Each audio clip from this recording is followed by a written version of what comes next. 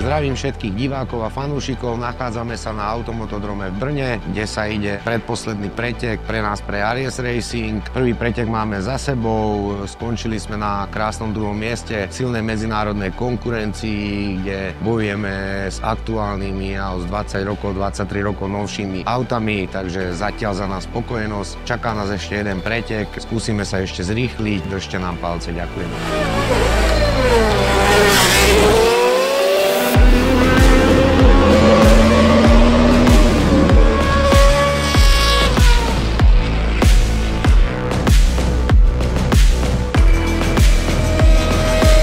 Jazdu máme za sebou, bol tam veľký boj o druhú, tretiu, štvrtú pozíciu.